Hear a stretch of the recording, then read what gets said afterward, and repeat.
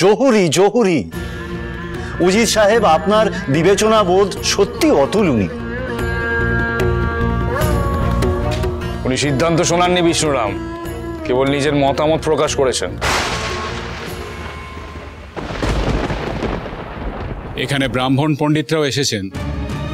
উজির সাহেব, এই অধর্মের ঘটনা ঘটে যাবার আগে সমাজের যারা ধর্ম রক্ষার মাথা তাদের কথা যাতে আপনি শোনেন, তাই জন্য ওনাদের ডাকা হয়েছে। তাহলে প্রথমে ওনাদের কথাই শোনা যাক। তর্কালঙ্কার মশাই, উজির সাহেব আপনাদের মতামত জানতে চাইছে, দয়া করে শুরু করুন। সবাই উপস্থিত সকল রে আমার প্রণাম। আমি ছাতিনার তর্কালঙ্কার। ভবানী আমাকে ছাতিনারই মাইয়া, ছাতিনাই তার জন্মভূমি, তাই জন্মলগ্ন ঠিককাই ওই মাইয়ারে আমরা হারে হারে চিনি। অন্য মাইয়া মানুষের কথা হইলে কি কইতাম তা আমরা জানি না, কিন্তু মাইয়ার নাম হচ্ছে ভবানী। তাই ওই মাইয়ার উপর একটা গোটা রাজ্য ছাড়া যায় না, কিছুটাই না। এই রোষের হেতু বিশদে বলুন তর্কালঙ্কার মশাই, নইলে ওনারা বুঝবেন কি করে? সৃষ্টি ছাড়া মেয়ে, বুঝলেন? ছোটবেলা থেকে আদারে বাদারে বন জঙ্গলে ঘুরে বেড়াতো, আর ভোর রাতে খোলা চুলে জঙ্গল থেকে বাড়ি ফিরতো। এখন আপনারাই বিবেচনা করুন, এই মেয়ের বিবেচনা বুদ্ধিতে কি রাজ্য চলে?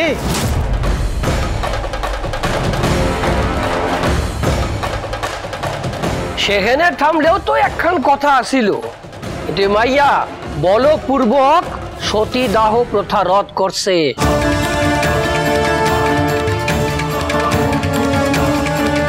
মাইয়া মানুষদের আর নাটোর রে রসাতলে পাঠাইতে চাইলে দিন, পরে সিংহাসনের ভার দিন।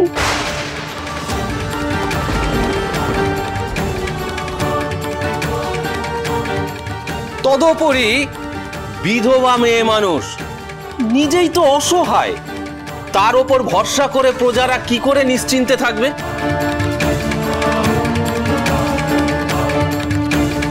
বিধবার নিজের আব্রু দরকার। এখন আপনারা বলুন যে চিকের আড়াল থেকে কি রাজকার্য করা যায়?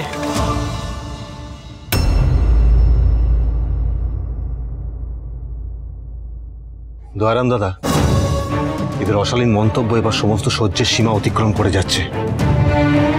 সারাক্ষণ ছোট কুমার অধৈর্য হবেন না, পাল্টপকা মন্তব্যও করবেন না, তাতে হিতে বিপরীত হতে পারে। রঘুরাজা ঠিক সময় উত্তর দেবেন।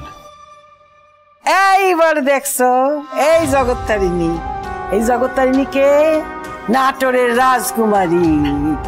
এর কথা রোজন থাকবো না, তাই কি হয়?